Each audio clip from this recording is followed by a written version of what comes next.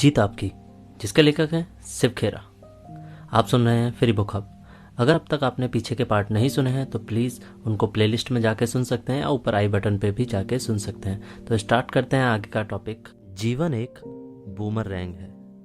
Life is a boomerang. Benjamin Franklin ने कहा है, जब आप दूसरों के लिए अच्छे बन जाते हैं तो खुद के लिए और भी बेहतर बन जाते हैं। हमारे विचार हो, काम हो या व्यवहार हो, आज नहीं तो कल वे उसी रूप में तेजी से वापस लौटते हैं। जीवन में ऊपर उठते समय लोगों से अदब से पेश आएं, क्योंकि नीचे गिरते समय आप उन लोगों से दोबारा मिलेंगे।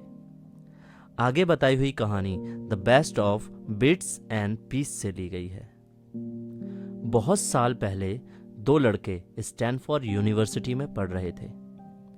एक बार उन्हें पैसों की कमी पड़ी तो उनके मन में विचार आया कि एग्नेसी पेडेर्स्की को पियानो बजाने के लिए बुलाया जाए।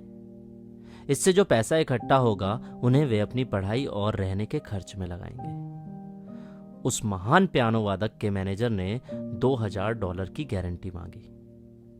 उन दिनों यह बहुत बड़ी रकम मानी जाती थी, मगर उन दोनों लड़कों ने इसे स्वीकार कर लिया और संगीत समारोह का प्रचार करना शुरू कर दिया। उन्होंने मेहनत तो बहुत की, लेकिन $1600 ही जमा कर पाए।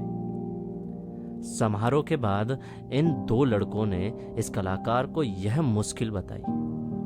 उन्होंने उसे $1600 की सारी रकम दे दी और $400 का एक कारनामा यानी कि प्रॉमिस नोट भी दिया और कहा कि वे यह बाकी की रकम कर जल्दी से जल्दी उनके पास भेज देंगे।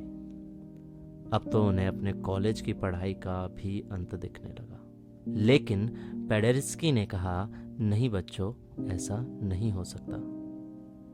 उन्होंने वह कारनामा फाड़ दिया और सारा पैसा लौटाते हुए कहा, इस $1600 में से अपने सारे खर्चे के पैसे निकाल लो और बची रकम में से 10% यानी 10% अपने मेहनताने के तौर पर ले लो।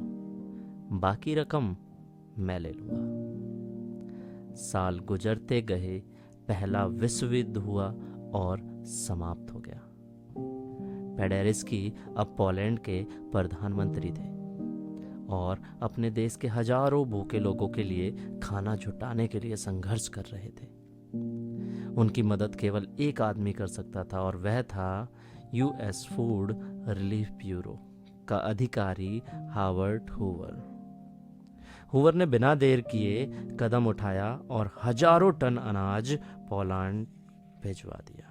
पेडेर्स्की भूखे लोगों की समस्या समाप्त होने पर हावर्ड हूवर को इस सहायता के लिए धन्यवाद देने के लिए पेरिस पहुंचे। हूवर का जवाब था, धन्यवाद की कोई ज़रूरत नहीं मिस्टर पेडेर्स्की।